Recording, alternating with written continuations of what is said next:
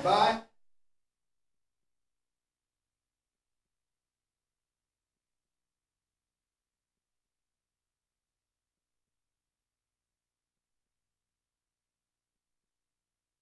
Thank you and welcome back to the second segment of the show for today.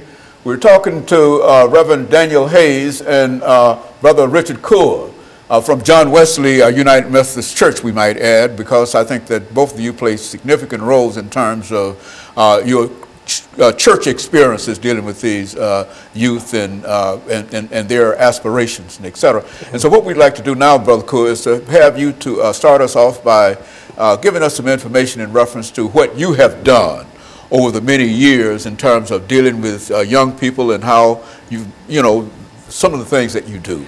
Well, first of all, I was a wellness teacher at East and Whites Creek High School, and we dealt with various type of topics about sexuality and dealing with conflict resolution and dealing with drugs and various other topics. And I've experienced firsthand how violence in our community, along with drug use, has contributed to where our young people are today.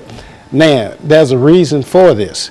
Most of our students were on the low end of the socio-economical level, and a lot of times, money can put people at ease, and lack of money will want people to go out and do things illegally in order to feel good about themselves. And this is one thing that I try to teach, is that we have to be productive citizens that will contribute to society, give back to society, and not just go out there and break laws, and even though you may disagree with some of the laws, but there's certain rules and regulations, excuse me, that we have to live by. And I try to be a role model and carry myself as a head football coach and have rules and regulations for my football team and said these rules will apply to society. Now, if you can learn to live under these rules, you should be productive as you go out and when you graduate from high school, start a family, and be a role model of your own. Mm-hmm. And so they need some kind of guidance, or somebody to lay down some rules and regulations, and you find that you can do that best within the coaching kind of situation. Yeah, definitely need guidance. And I always tell this story. We had an athletic banquet at Whites Creek, and we had Joe Gillum Sr., he's former coach, head coach at Tennessee State University. And he came to speak with us, and he told us that we need more men to be role models to our sons. He said, women or mothers raise their daughters to be like them. They take them shopping, they teach them how to cook and do various other things.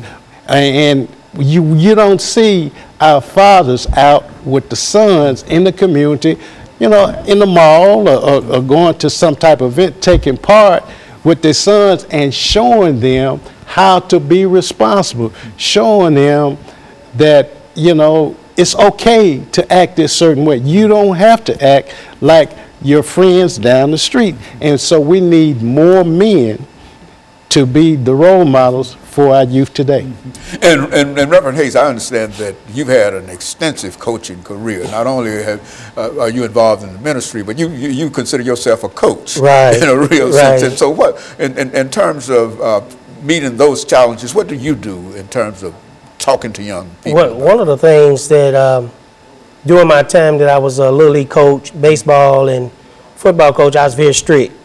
Mm-hmm. Had a lot of rules, as Coach Coeur was saying, had a lot of rules, and my players had to walk by my rules. Also, I had a relationship with the parents, and a lot of parents, if the kids would miss school because I did a lot of coaching, most of my boys came from, at that time, either Preston Taylor or John Henry Hale. And if their parents had any problems with them, they would always call me. And I was able to set a lot of them straight, and a lot of them are doing a lot of good today. And so I think, as Coach said, that we have to stand up and take more of a role in our young men and young women's lives, so they can be the people that we want them to be, but not just us, but that God wants them to be. And so that means we have to be tough sometimes, and we have to have some rules and some regulations to say, this is what we expect of you. And that's what I did in coaching. I expect to win. I mean, Coach RCoure was one of the greatest football coaches in high school. And so in Little League, I felt I was a great coach. And I was good because I didn't believe in losing. But at the same time, I believed in pushing those kids to be the best that they could be. And so in a real sense, they live by example. I mean, if they can see a good example, then they are more than likely to follow it. Is that what we're saying? Yes, most definitely. You have to have a role model.